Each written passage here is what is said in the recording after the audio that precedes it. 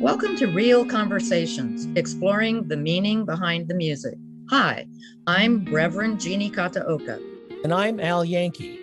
Join with us for a deep dive into the inspiration and meaning behind the music of New Thought, as important New Thought artists share the story of their creative process and their spiritual journey. Real Conversations is a rare opportunity to take a look behind the curtain to discover the connections between the stories, the music, the artists, and you. So let's dive right in to Real Conversations, exploring the meaning behind the music. Hello.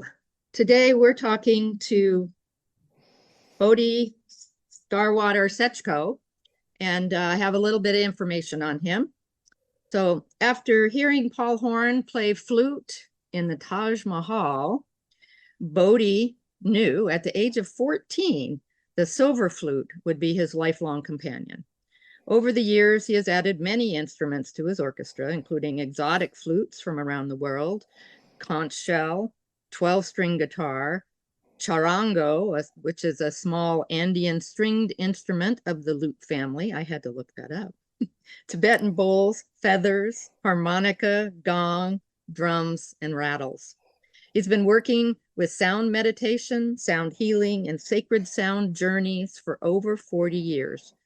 Has studied with Tito La Rosa, Paul Horn, Aludine Matthew, and many other artists. Around the globe, his music is used in yoga studios, health spas, and health practitioners' offices. His music has had millions of plays on Pandora, Spotify, Apple Music, and other streaming sites. He has a deep love of the natural world and worked many years as a wilderness and river guide. Playing his flute in the forest, inspired by the sounds of nature, Bodhi developed his own unique style of improvisation within the healing music modalities. He has been a featured artist at many festivals and conferences around the world, including the International Conference on Shamanism. He has 18 original albums in his portfolio and is the founder of the touring recording ensembles Sonic Transfusion, Crystal Wind, and Rhythm Mace in conferences. In 2021, he created the Soundscape Oasis, a sound healing temple sanctuary in Mount Shasta, California. And his latest endeavor is a book entitled 5 Elements of Sound Healing, the Art of Vibrational Medicine and Sonic Ceremony. Welcome, Bodhi. Wow. Sometimes when you hear it back, you kind of wonder how that all happened. Yeah. That's true of most artists. And I usually grab their bio from the website or wherever I can get it. And they're usually like, wow. Wow. I haven't heard that in a long time, but it's comforting to know that I have accomplished some of my dreams. You've been places, you've done things. I suppose that's what it comes down to, isn't it? You know, places to go, people to meet. I mean, famous saying. Exactly. And now I'm meeting you. Yeah, and welcome. So as a fellow musician, lifelong musician, I'm always curious how folks get their start. You know, what was your beginning in music? Was it, we had that Paul Horn allusion. Was that it? Well, that came later on. I started, I remember, well, it started with my parents. For some reason, there was a requirement in our family. I had 4 siblings, and all 5 of us had to take piano lessons. That was a family requirement, and I enjoyed it to some degree. I didn't always want to practice, but I did enjoy it, and I got into it. And then when I discovered when I was in 4th grade, the trumpet, somehow a friend of mine was playing the trumpet, and I went over to his house and he showed me the trumpet, and somehow I got enamored of the trumpet and I wanted to play. So I got a trumpet. I joined the band for 8 years as a trumpet player. And then I remember also I had to do the accordion for a while because my great grandfather played the Goodness. accordion, the old squeeze box back in New York, in a little kind of a small house that he built. And my grandmother still lived there. And that was my father's mother. And Was so the that accordion, was he possibly carrying an old world kind of convention with him? Because Setchko sounds to me like it might be a Czech name. Would that be right? Hungarian? exactly right. Also, Czech. The thing is, it's Hungarian Czech. It was kind of the Austro-Hungarian Empire, apparently, and the name. But the irony is that my grandfather's mother married to Paul Setchko. His name was Setchko, and they phoneticized it to Setchko. And they did that at the turn of the century when my grandfather came over here from Hungary. And so he was actually not a Setchko because his father was apparently a duke in Hungary, and his mother was the stable girl, and the story goes. And so she had to leave the country. She came to America, married Paul Setchko, had other children. And then when my grandfather was 9 years old, they sent for him. He came across by himself to Ellis Island at 9 and joined the family, and then got adopted by his mother's new husband and became a Setchko. So I sometimes wonder, although on the other side of the family, they're from Czechoslovakia. So there's definitely Austro-Hungarian, Czech all in there. But the name itself is not really my bloodline, which is kind of interesting. And yet, after 3 or 4 generations, that just becomes what it is. And maybe that's why I became Bodhi Starwater, because I don't completely associate with that name in terms of my bloodline. But it's definitely from Eastern European. And then my mother's side was all Irish, Scottish, English. So I'm a European rainbow child. All right. So you played in band, and then you graduated high school, I guess. And did you study music in college, or where'd you go from there? Oh yeah, yeah. So yeah, so we did go back once to visit the family, and they asked me if I wanted my great grandfather's accordion, and Hmm. they handed it to me. I opened it up, and the whole thing fell apart in a pile of dust. And I was like, well, if it played, it'd be nice, but it's just dust. And so I didn't do that. But and he also there's a flute involved somewhere in there. But I kept going, and then, like I said, when I was 14, I heard Paul Horn play, and my whole world just upended. Up until that point, I was into the Doors and I was into the 60s music. But I heard the flute, and something in me just woke up, and I wanted to play the flute. So I got a flute for $5 from a friend of mine. She got a new flute, fellow band member. And so I went away to a high school, and I just started playing the flute for 3 or 4 hours every day. I just got obsessed with the flute all through high school. And then I went to college. I actually went to college and got expressive arts and a music degree. And I studied classical music and jazz, and I studied music production. I was full on obsessed with music all through college, played in tons of bands, started making albums because it was all of a sudden it was easy. Colleges all had these music production studios, right? So I started taking music production. And so late at night after school, I'd go into the music studio with the 8-track machine and start layering my flute and Hmm. start creating flute albums. And so that was the beginning of my first albums, which was Ocean Whispers and Cloud Etchings, those early flute albums in the 1980s. And that might be a good place to example a little piece of those Ocean Whispers and Cloud Etchings, some samples from that album. There's one on cloud etchings. I gave that a listen, and it seemed like you had some different variations on the title track. Like you had a few things that were called cloud etchings. One was called Flute and Birds, I think. That's the one that Well, I I kind think of chose. what happened is I did a Cloud Etchings album, and then 33 years later, I did a remix, and that's called Cloud Etchings 33. And Okay. so there's two. The early Cloud Etchings was released in 1986, And 33 years later, I released Cloud Etchings 33, and I did a remix, and I cut the pieces up into specific sections that were more cohesive, little short segments of that could be little sound bursts and more like 7, 8 minutes instead of the 30, 40 minutes that the originals were. I enjoyed doing that very much. And so that's Cloud Etchings. There's a number of tracks from there that we could choose from in terms of, but probably the actual, what my favorite piece on that album is called Crystal Winds. Crystal Winds is a nice, beautiful track with the flute and the synthesizers, and I get really spacious. It's that time when New Age music was just blossoming in the 80s, and it was really a time, kind of a heady time for that kind of music. And Stephen Halpern was doing his music. Hearts of Space with Stephen was doing all I was being played on those radio stations, and it was just a really time when music got expansive.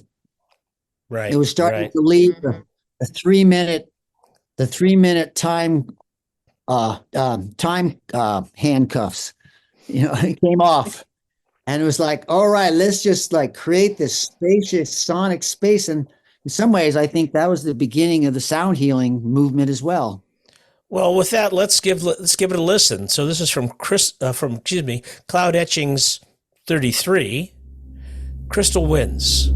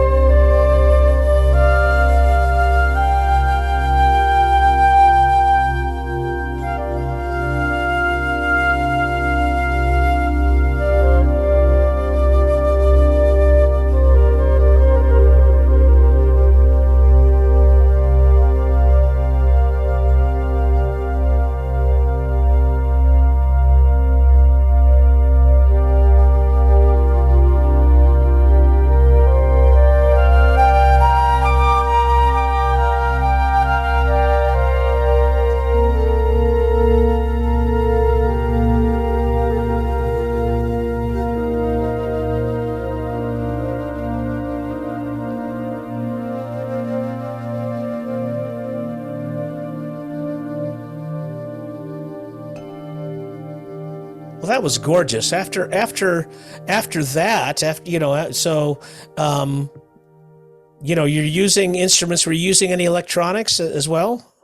I was using a synthesizer, a keyboard, and I also, on my first album, way back even before that, the Ocean Whisper album, which preceded that, I was studying electronic music with the modular synthesizers where you had to tune the notes and plug the chords in, and it's like this, the whole modular thing that was happening in the 50s. It started, right? And then the 60s it branched out, and a lot of the whole craft work and Tangerine Dream and Klaus Schultz and all these different electronic artists started coming. Jean-Michel Jarre came out, and there's the whole electronic world. And then all the keyboard companies started making more user-friendly synthesizers.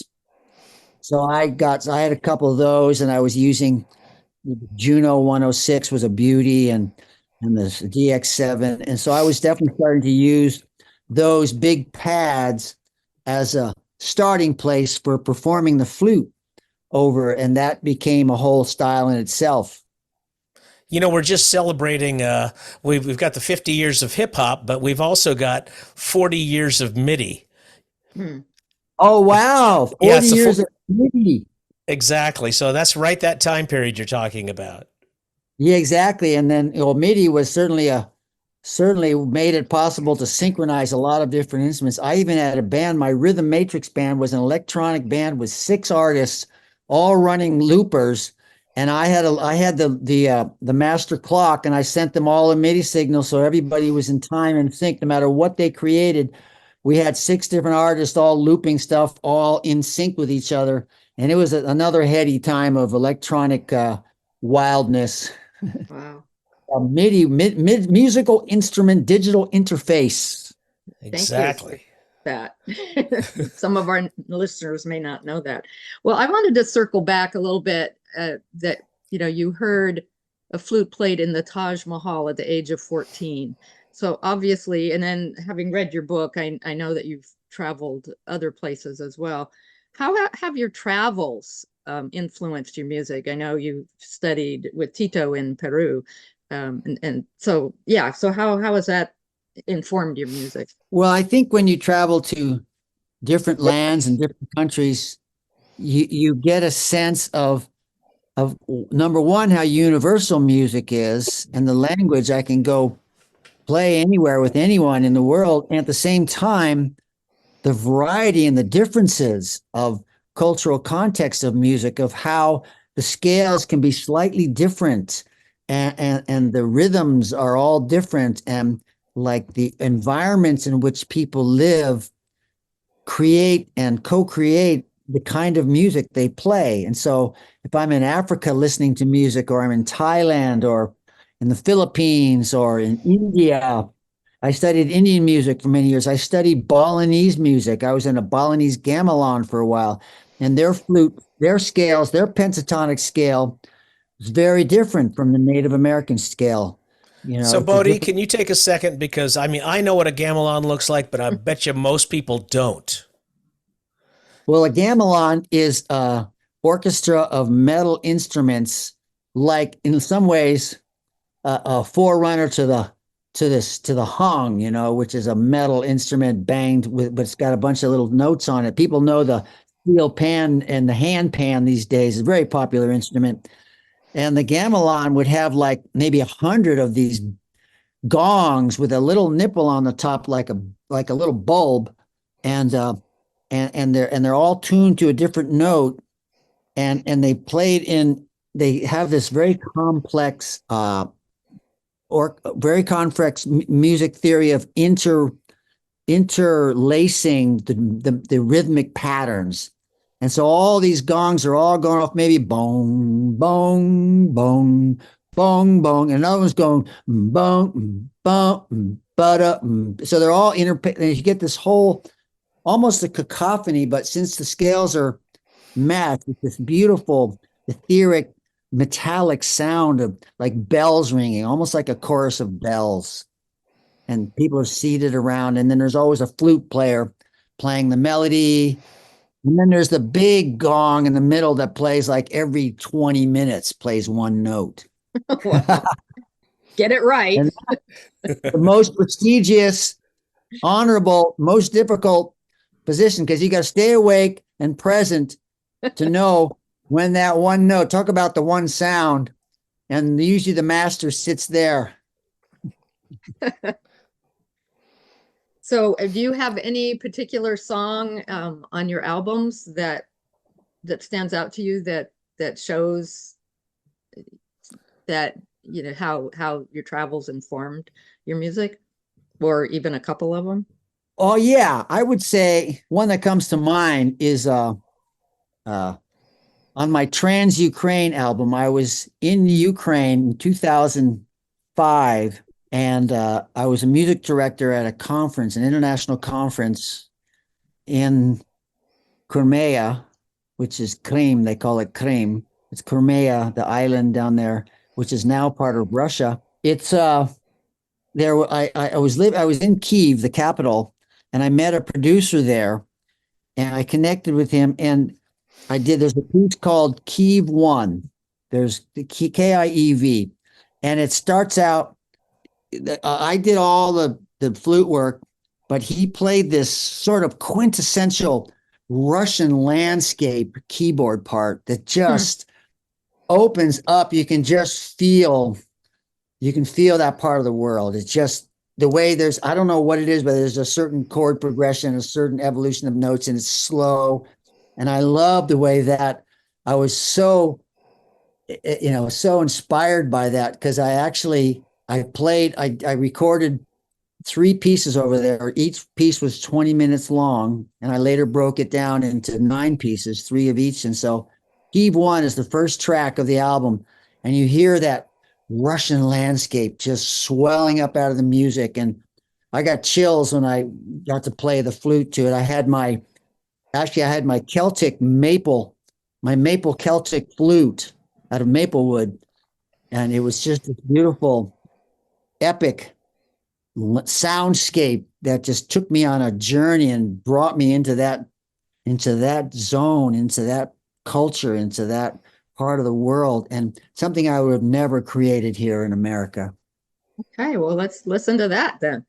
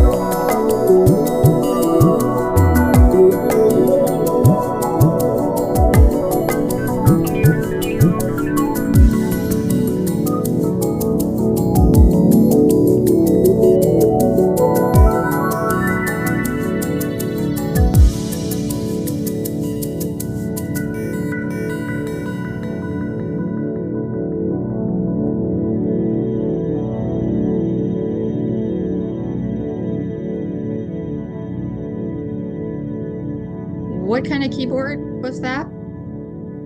I don't know what he had. He had all these.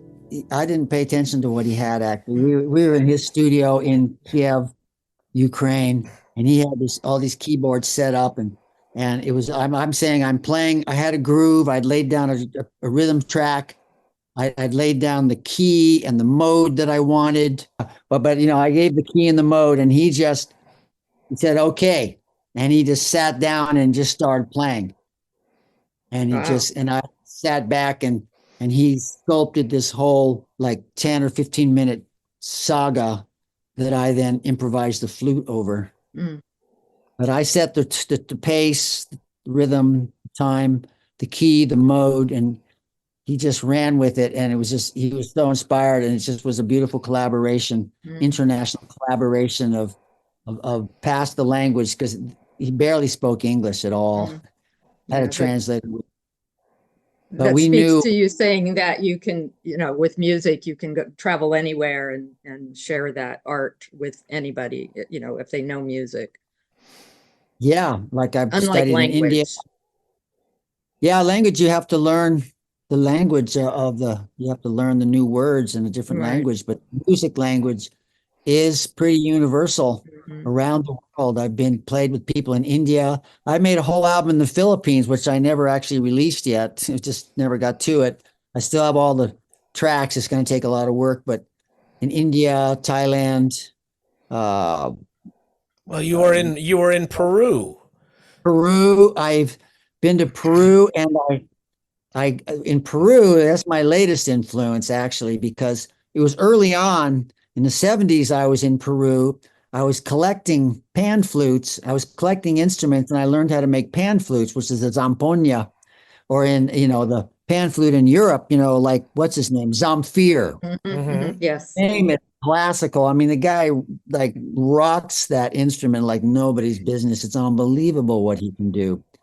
So it's such a beautiful instrument. So I got exposed to that in the 70s when I was traveling all through Peru. And then later on, a couple decades later, I discovered Tito La Rosa from Peru, who has taken the more shamanic approach to music and the more ceremonial aspect of music, and into the sound healing. He's actually called a sound healer, curandero de sonido, they say in Peru, maestro curandero de sonido. So when I met him, it kind of brought all my world travels and all my world instruments together, and I could create my own sound healing orchestra from the unique set of instruments that I had. And I love that now. That's what's happening all over the world. People are creating their unique orchestras based on where they've been and what sounds they're drawn to. And because I'm a flute player, the pan flute was a natural. And there's this flute called the Kana, which has a very similar mouthpiece to the shakuhachi from Japan. Very difficult to play. So I just embraced all the South American flutes for the last 3 or 4 years. I've been practicing them like crazy to learn how to play them. And now they're the main instruments I'm playing in my sound healing soundscape journeys. Now, I saw your on your website there were, or maybe it was somewhere else on the web. There was a picture of the soundscape oasis, and is that it? I'm guessing that it's a yurt. Is that right? It is a yurt, a 24-foot yurt that I picked up from Pacific Yurts in Oregon, and I put it together a couple years ago, about 6 months. I had some help with a lot of friends, and created a space specifically dedicated for ceremony and sound healing, and a sacred space for exploring sound and experiencing sound. And of course, sometimes it's been happened a lot because of the nature of the weather in Mount Shasta, that at the end of a sound healing session of an hour and 20 minutes or so, it'll just start raining, and that'll be the final portal for about 5-10 minutes. Just sit and listen to the rain on the roof. So nature is intricately interwoven. There's a creek right outside that you can hear. And so nature sounds have become my foremost ally in my sonic palette, as it were. Why do you now you're pretty learned in this. Why do you suppose water sounds are so healing? Well, there's something about water, particularly ocean waves, for me, they just emanate and elucidate the cyclical wave nature of life. And we talk about, frequency is the buzzword these days. It's all about frequency. So frequency means how often something happens. So the frequency of a wave is how often does that wave pass through the air?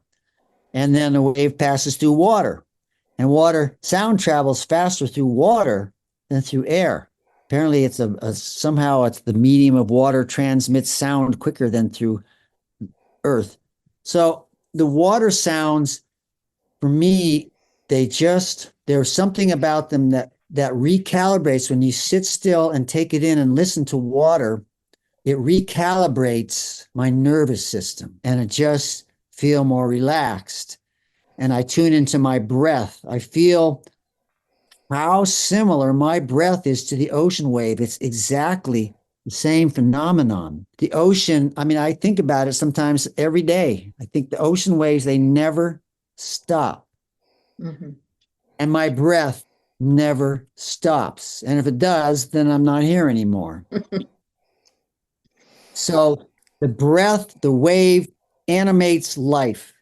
So somehow water mirrors that or elucidates that. And, aside from that intellectual description of how I think it might be, there's just the physiological experience of it. It feels really good to be near water. I am a Pisces, so I suppose that might have a little bit to do with it. Well, I think everybody can identify with that. You said talking about the rain on the roof or the creek running by or the ocean waves, and people are just naturally drawn to that because it is, air quotes, peaceful, Yeah. and it's actually very dynamic. Dynamic. Exactly. And dynamics is the one thing that I feel is missing from most music. Most music you hear is just, it's kind of one level. They hit you with this level, and it's like, if you really pay attention to nature, it's super dynamic. It goes from extremely loud to extremely soft, very quiet. You don't hear that anymore. They work it, smashing it down. Yeah. So I love the dynamics and the vast. That to me is what allows for the space for what I call the quilence, which is because there is no such thing as silence except in a vacuum.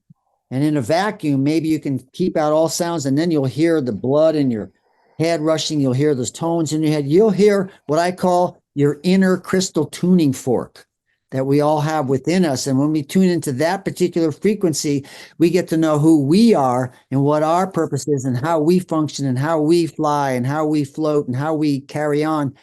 So if you can get at least some kind of quiet, we also start to hear that. And what I the word quilence is what I had a chapter in my book called Quiet, my first book, Tao of Music, called Quilence. And there's that just understanding that anywhere in the world you go, I've never experienced silence anywhere. You sit still long enough, there will be some sound. There will be a fly. There will be an airplane in the distance. There'll be water nearby. There'll be a rustle in the grass. There'll be sound of your own breath. There'll be something making a sound. And tuning into those subtle, quiet sounds is where we find more subtle experience of life. I've always, I don't know about always, but one of the philosophical problems that has sometimes been helpful and sometimes not been helpful to me as a composer or songwriter is the idea that like a painter starting with a blank canvas, we start with silence, and then what can we do to improve it? Well, there are artists who have put out blank canvases as art. So I can relate. I have the same conundrum, of course.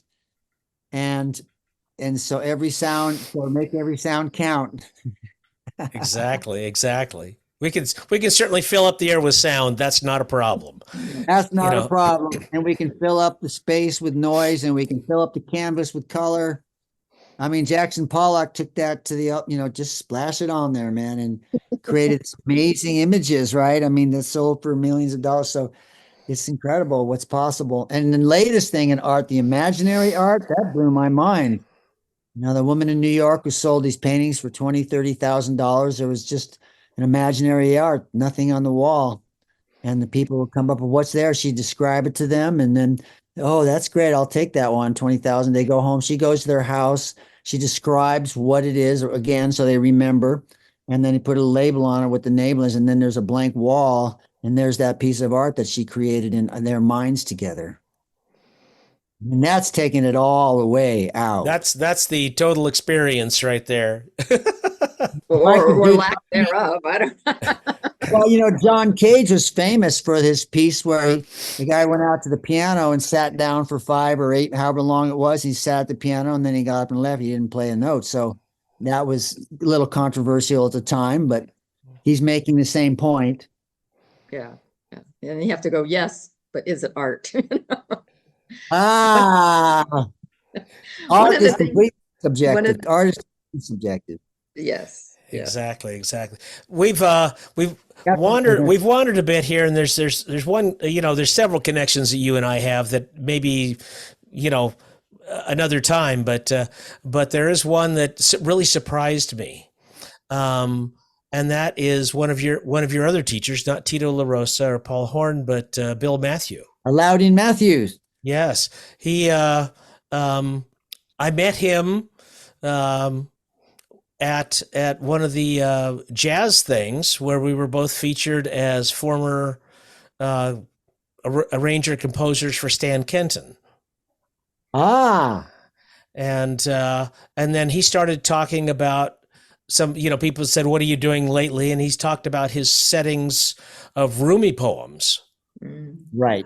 And I went, what? Yeah. So we connected on a whole different level there. And you have studied with him. I did, and I've also made an album with a poet that we did Rumi poems and piano, and that's another album that went out just to a small select. It never got publicly released, but I did a whole beautiful album of poetry and piano. Someday I'd like to release that. But Loudon was very pivotal in my career because he was the first one to really get my Cloud Etchings album. I came in, I was in all these other bands, and I played him this music and that music. And he said, well, tell you the truth, this Cloud Etchings album is the one where I think you really discovered your own voice because it was so unique. Tibetan bowls and flute, right? I mean, that was in nature sounds. And so he had, did you go to his studio up in Sebastopol? He had a dome there with his grand piano up in the backyard. I haven't been there. No, that sounds like a road trip. Yeah, well, I don't know if that was 20, 30 or more years ago that I studied with him up there. So, but he taught me a lot of different things, about rhythm and about approaching sound differently and learning how to play the kalimba patterns on the piano and learning to appreciate that I was actually onto something with my Tibetan bowls and flute sound healing concept in the 80s. So actually it was in the 80s. How long ago is that? That's a long time ago, 40 years ago. Exactly. So anyway, that's when I was studying. So I don't know where he is or what he's up to, but he's definitely getting up there in years now. But that's a nice connection. Did he come down? You studied with him down there or what? I didn't study. We were both. It was at a jazz festival or jazz society kind of get together that was featuring the music and players from associated with Stan Kenton. And so he came out, he directed some things and, played some of his things. And I was not that familiar because he was neither of us were, there were probably a handful that were like the major names, Bill Holman and Bill Russo and Pete Rugolo and people like that. And Bill Matthew and I, we each had maybe 4 or 5 things that Stan recorded. So I got to meet him. He was conducting some of his things and they were really sensitive things. Oh, I know. He was way out there, but he was always sensitive, but he's always a little bit esoteric. And, he got on Windham Hill for a little while and then he was always proud of that one album that actually sold a lot because it was a group album, but it paid for his vacation to Bali for a few months. It was a really wonderful story because he was a master musician, and he had the choir. He had the Sufi choir for a long time, which many of my friends were in. And he's just a phenomenal musician, and he's one of those guys, the musician's musician, right? Right. There's a few of those people that are out there that just seem to have a knack for understanding things at a quantum level beyond what I'll ever do this lifetime. So I keep it simple. I keep it Exactly. real simple. Gene, you were going to say something. Well, first I was wondering if we could play something from the cloud etching that your friend thought you were Oh onto something. yeah, yeah. Just about So the music, not just the talking. yeah, well, just find the Cloud Etchings track. There's a couple of them.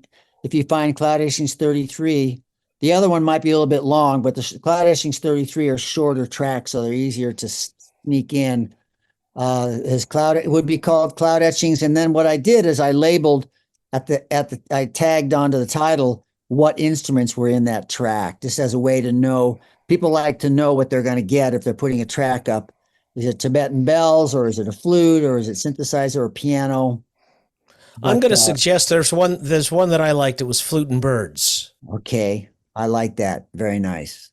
Is that So here, Cloud Etchings, Flute and Birds? right, exactly. Great.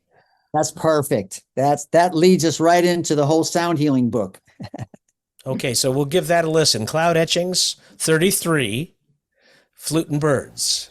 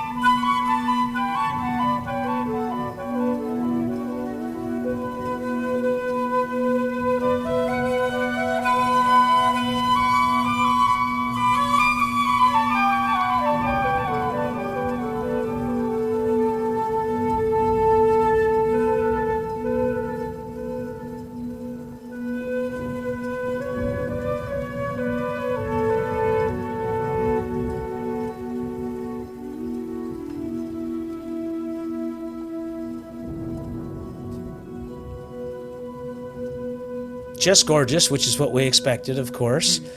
And for anybody who happens to have joined us in the middle here, we're talking to Bodhi Starwater Setchko. I want to make sure I didn't get that wrong.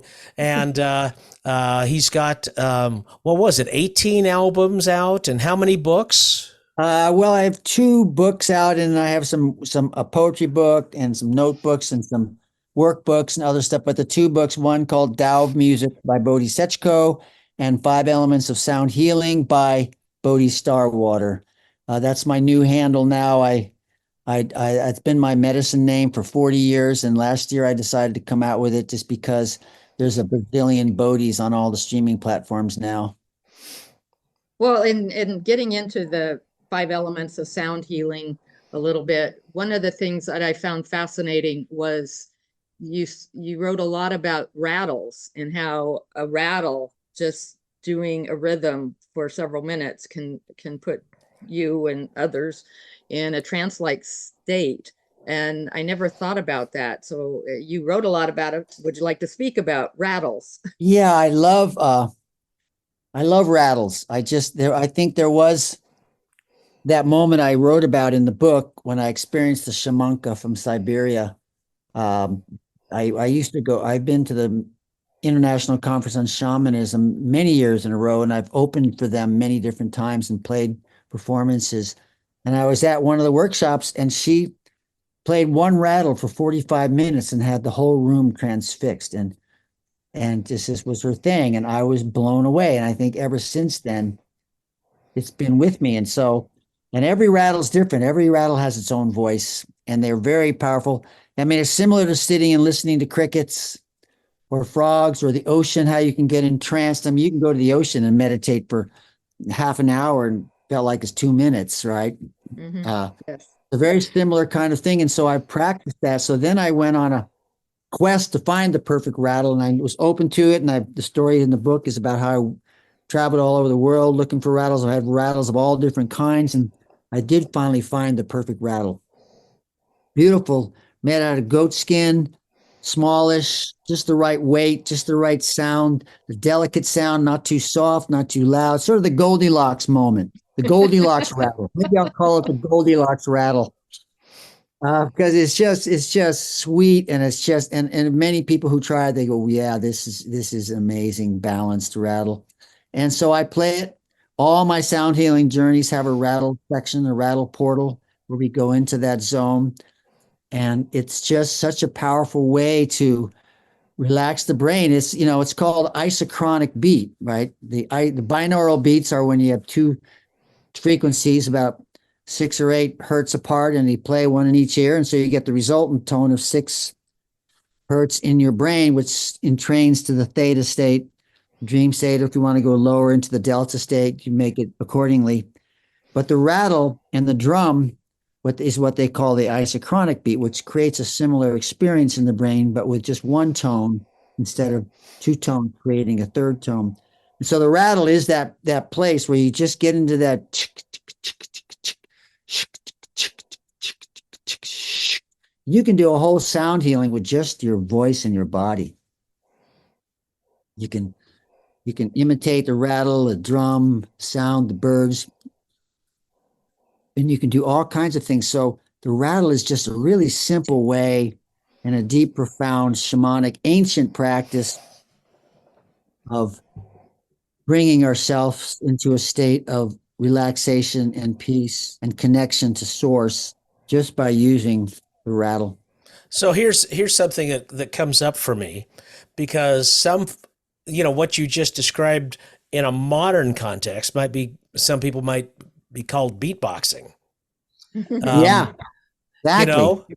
And so much of, I look at modern musical performances, hip hop and these highly rhythmic performances, and the crowds jumping up and down, and they are having some kind of a rapturous, ecstatic experience.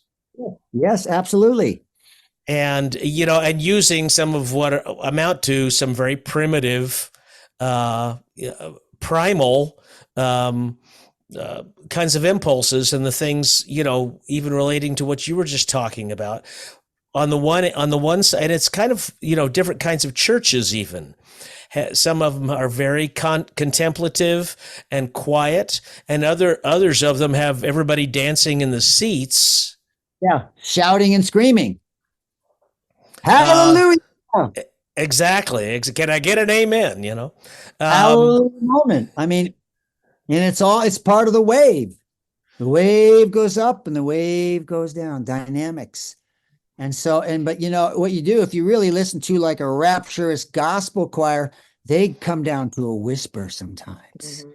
They get the whole body, the whole church is just down to a whisper, and they just in that deep, very deep space, quiet.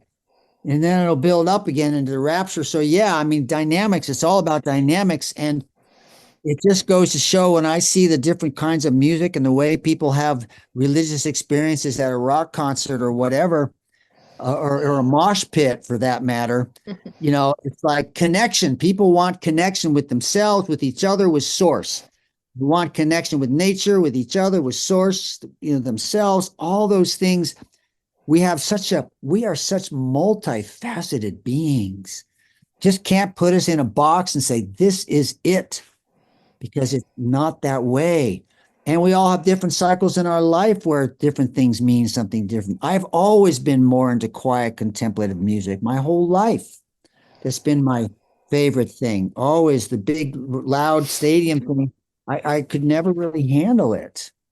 And these big festivals, I went once and I just couldn't handle it. It's just not my thing. But give me 5 days of quiet nature retreat with some ohms and some sound healing and some water time, and I'm in bliss ecstasy.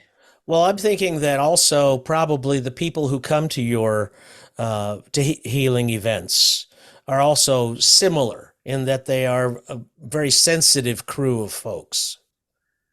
Yeah, and also it's kind of like cultural waves, because if you think about it, the 50s were kind of a quiet time and contained, and for a lot of people it was very staid and confined. And then rock and roll came out and people could like express themselves and get funky and get wild and shout and scream and feel that energy, that wild energy. Now we're living in a time that's so frenetic and so fast, and we're bombarded with information 24/7, 365. Half the population is completely exhausted and they don't have time to sleep. I don't know if you remember the crypto caves when that was popular. People would be in the crypto caves when crypto first came out, and they would be days and days and days and days, living on cocaine and sugar for days and days and days to stay up and to stay on it and to stay with current. And we're in this frenetic time of high energy, constant stimulation, go, go, go, produce, produce, fend for yourself, survive, survive, all this tension. So, in some ways, I think the sound healing wave has just come in right now as an antidote to that, as a natural place. People come to my sound healings, a lot of high powered people make a lot of money and they come down and they're gone. I mean, they are just completely gone for an hour and a half. And they come back and they go, wow, I haven't felt that relaxed in months. So, in a way, cultural waves determine the kind of music that's popular. That's my theory, at least. There we go. Yeah. So, something more current from you then that might give our audience a taste of what they might experience in a sound healing. Oh, well, yeah. Well, then I had an album called Soundscape Oasis that was a recording of a live performance that came out quite beautiful. And so the title track of that album is called Soundscape Oasis. That's on the Soundscape Oasis album. That's actually one of my most recent releases. Uh, and that was a couple of years ago, because a couple of years ago I started on the book and everything else went not only back burner, but back 40 just to finish the book. So that gives a good example of the kind of stuff I'm doing now. I think that's a great one to listen to. All right, Soundscape. there it is, Soundscape Oasis, Bodhi Starwater Setchko.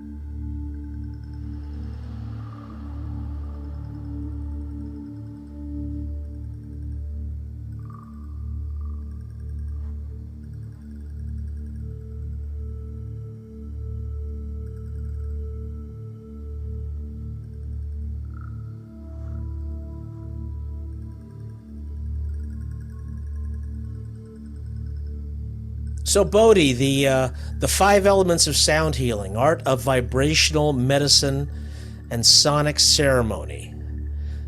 Quite a book. An easy read, but a beautiful read. Um, you put something in there that I hadn't seen before, which was the table of the five elements of sound healing. And Well, that's because I made it up. okay, I actually, I make notes for these things, and I actually took a screenshot of it and put it here in my notes so I could look at it. And I wanted to hear you maybe in your words describe what's going on there.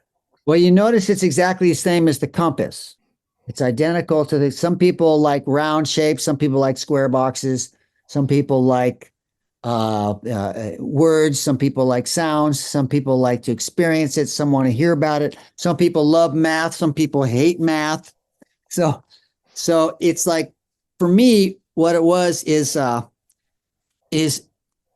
in all the years that I've been practicing sound healing and studying it and tuning into it and teaching, I felt like I wanted to create. It was, I don't know whether it was an intellectual decision or a like a hallelujah moment where I've always been into the elements. I've studied the elements in the Native American Sioux Indian teachings. I studied for a long time with a couple called Rainbow Hawk and Wind Eagle, and they taught me about the council teachings and the directions and the circle and the elements and all that stuff. And it's always stuck with me for years and years and years.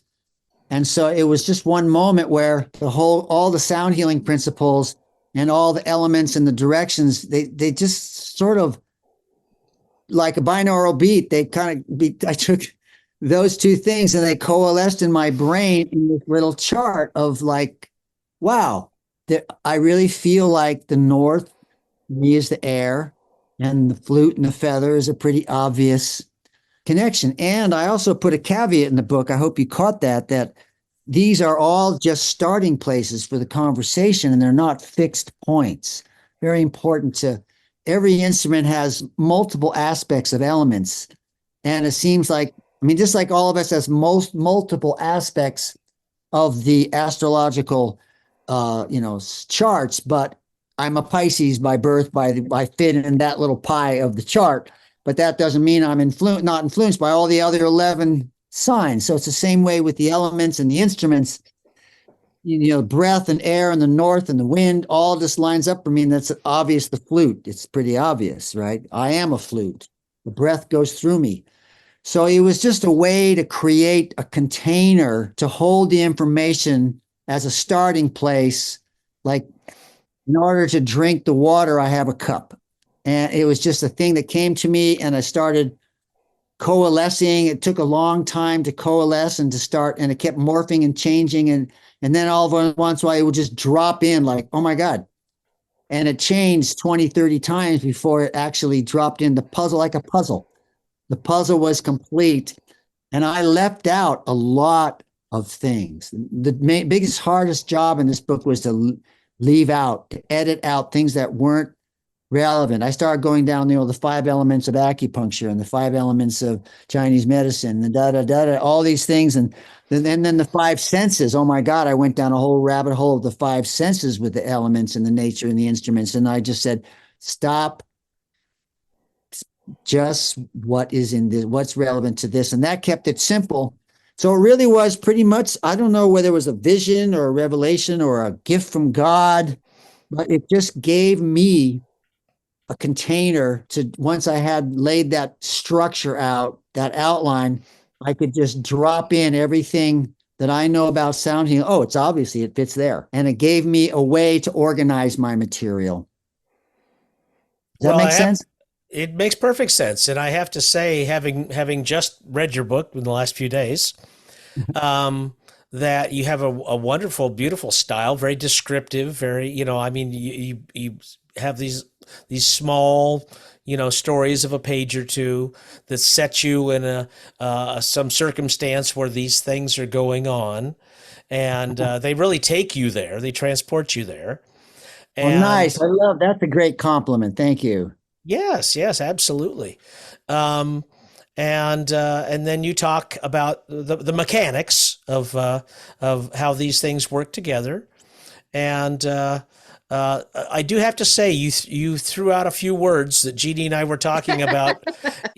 We both had to go look them up. Okay, tell me. Oh, Like what? one of them was cymatics, cymatics.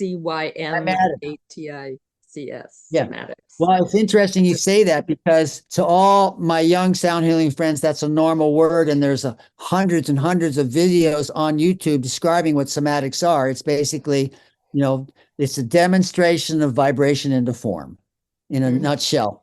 And it's interesting that you didn't know that word, because my music professor from college, who was one of my best friends when I was 18, we just totally connected when I was 18, and he is now 94, and we are still best friends.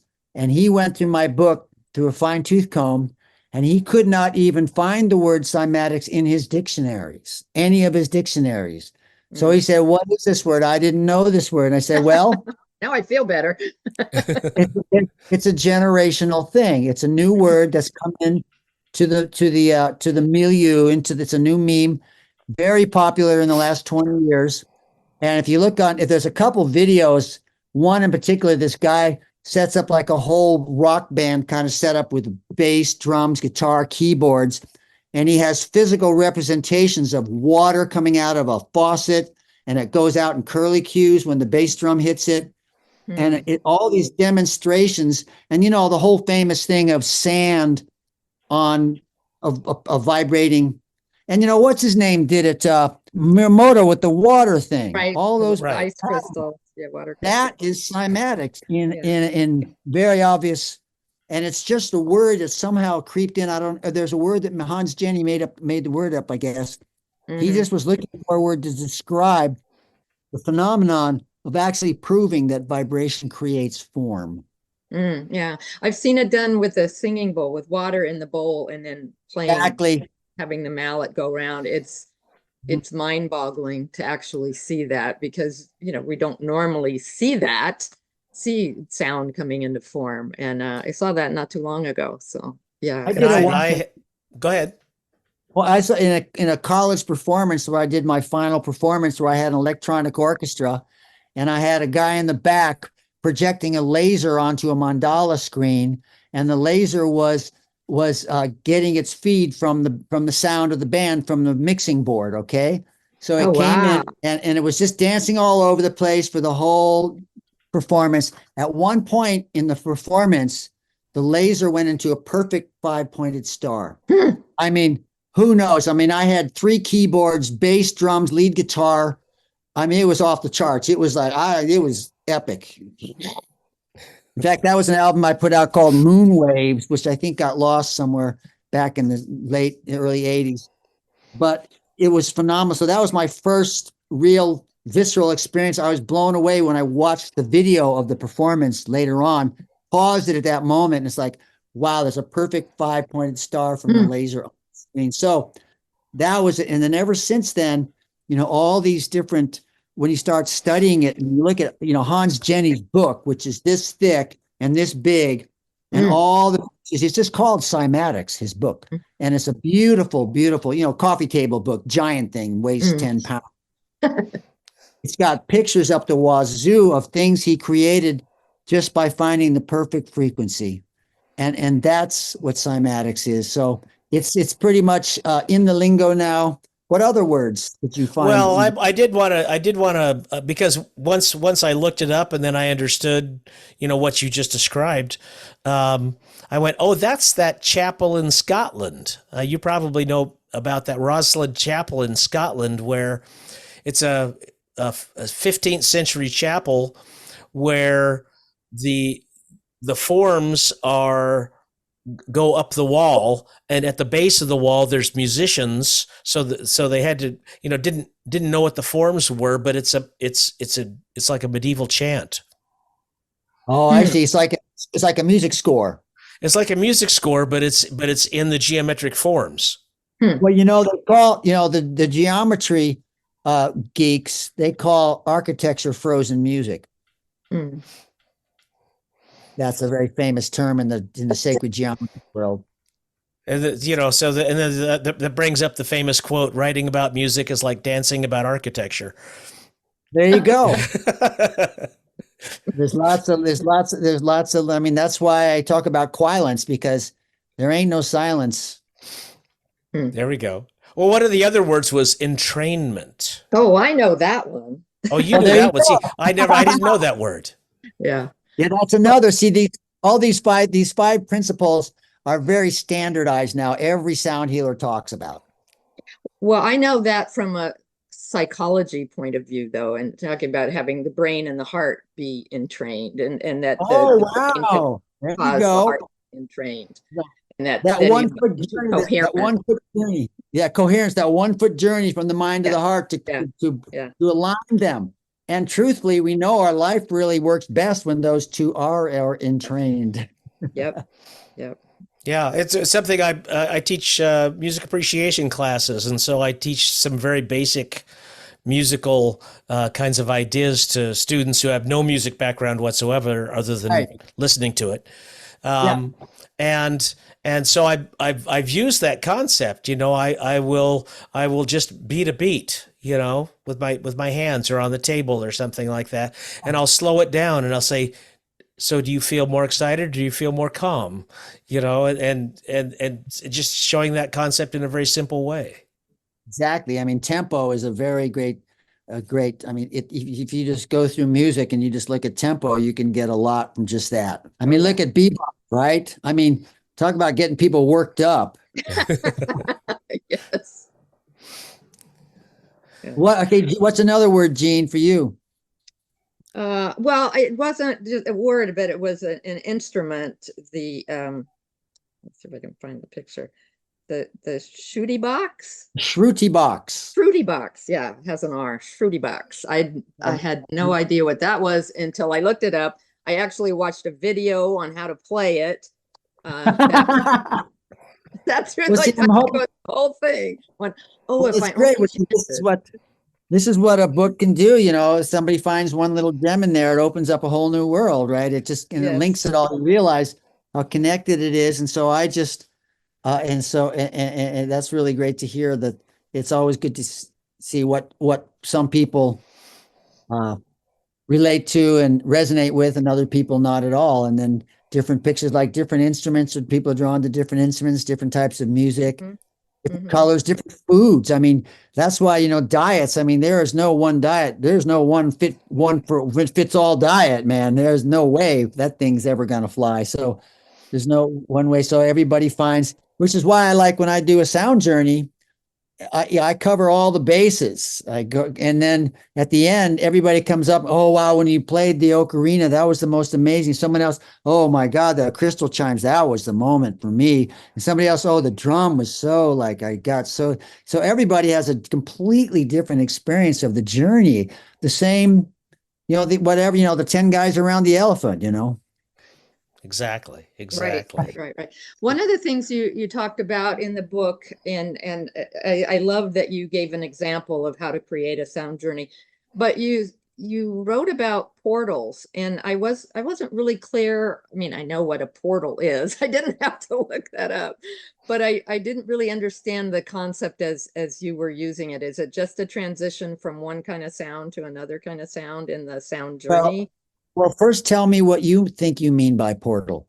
Well, generally a portal is an opening, something that leads from, well, in a physical place to another physical place. So I think perhaps that's why I was like, I'm not sure what that means when it has to do with sound. Well, it's actually, in some ways, I kind of stretch the world. I mean, I learned the concept from Tito, and what I actually stretch to mean when portal, you usually, like, it is an opening, but what I now have come to from my usage, I call it, there's three things. There is the portal itself when you're in this world. It's a new world. You've Okay. gone to a new world. And Got it's it. a parallel. So it's like if you're listening to the rattle, it's very different than when you're listening to the gong. Mm-hmm. It's a different sonic universe.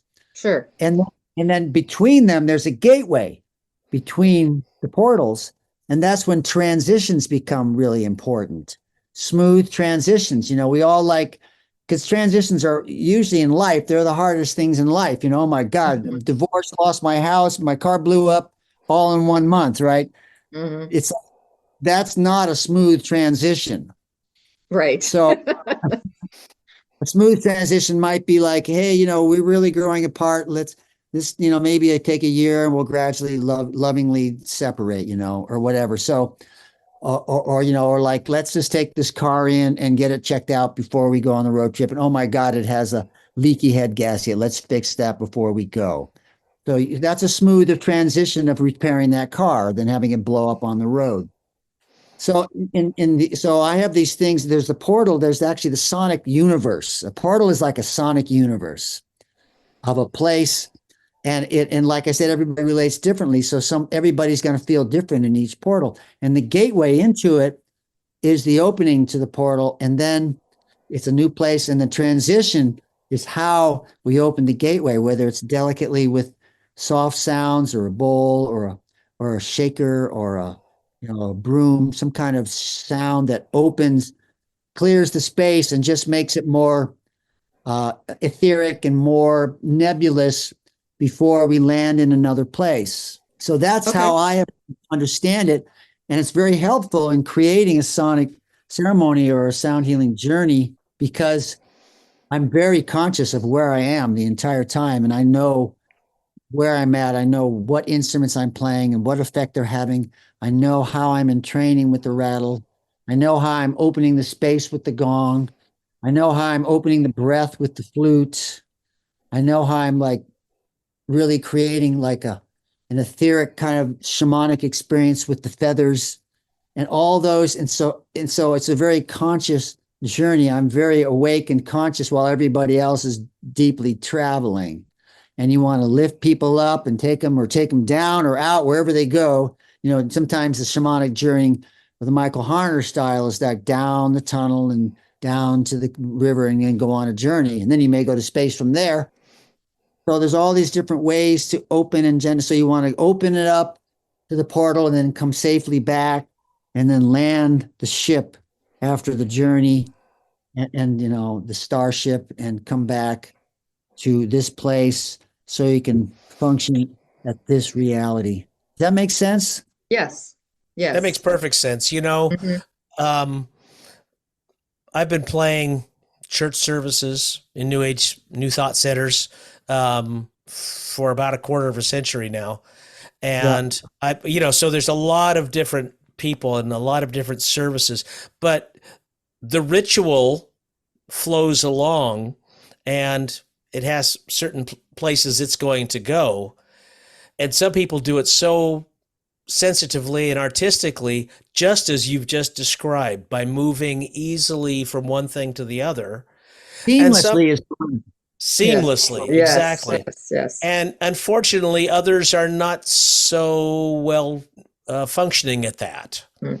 And so when I read your book, I was really going, oh, this idea of seamless transitions, it really resonated with me. Nice. Yeah, you can understand. Yeah, I know. I've also been New Thought churches for actually longer than that. I've been music directors at 5 different churches, and I've been playing churches for forever. And I'm actually just took a break from that, and I'm only doing a few now. I'm like a once a month instead of once a week. So it's a nice little break. But I would love to come down in Southern Cal and make a circuit sometime. I want to do Well, some That'd be work. great. hey, I'd like to do some work. What's that? you What could was stay that? with me. All right, there you go. Well, that's right. We'll definitely hook it up. Redlands, is that the church you're at? No, I'm in Riverside. Yeah, I'm at Redlands. He's in So Redlands. Oh, great. I got 2 connections already. There we there go. you Yeah, go. you There you do. go. There is a guy down there. What's his name? Don. Oh, God, I can't remember his name right now. Who went down there? Williams, Russell Williams. Yeah, I think he's in Riverside. Okay. Mm. There's a lot of ministers. It's amazing. Yeah, there are. There are. Yes. And there's a And lot of sound healers now. Yes. Or people that call themselves that at any rate. Well, you got to start somewhere, it's amazing. it's like, anybody can, anybody gets the gift to offer something. At what point do you become a musician? You have to at some point like Right. say, okay, I'm going to go out and play now. I'm going to do Yeah. the thing Yeah. and find our way. And so my vision is to just help anybody and teach people who want to learn how to, maybe skip over some of the drastic experiences I've seen with some beginners that really come out a little too soon. Well, if people want to take advantage of your teachings or attend a Soundscape Oasis, where would they go? Soundscapeoasis.com. Okay, okay. And if they That's wanted where more they of your find. music or to contact you or Yep, same place, soundscapeoasis.com. I can receive emails there. You can see all my work. There's links to my music on Bandcamp. On all the streaming platforms, I'm just Bodhi, Bodhi with the hat, Bodhi, Bodhi with the hat. I pretty much try to have a hat in every picture because there's so many Bodhis. So I look for Bodhi with the hat, and I'm not sure how I'm going to transition into the Bodhi Starwater because I have a couple hundred tracks under Bodhi, and for a while, in the early 2000s, I was the only Bodhi, but now there's hundreds of Bodhis, so still harder to find me. But I'm on all those streaming platforms, and my website has a great 30-minute documentary of my work called "A Journey of Sound and Silence," which is a really fun. It kind of parallels the book actually. nice, Uh, nice. about goes through the elements and it shows me at my temple, shows me out in nature playing, talking about the book. Before the book was written, actually, it was a precursor because I've had this outline for a few years. It's just finally made into book form. And now there's an online course I'd like to create.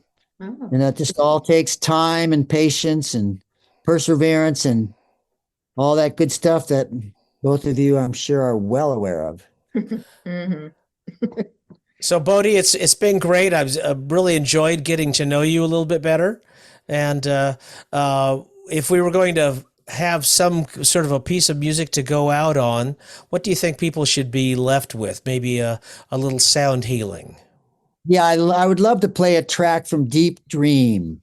That's my favorite album right now. It's just really came out fantastic. I really put all the sound healing principles into that album, and it's got some great tracks. So, how about a track called "Surrounding Mountains"?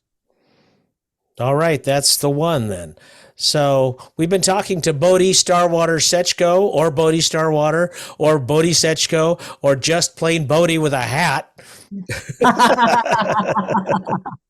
It's been a joy.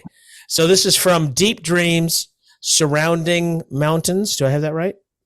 Deep Dream, no S on the end. Deep Dream Surrounding Mountain. Thank you, Bodhi. Yeah, It's been a pleasure. my honor. Really great to meet you, and thank you for having me on your program.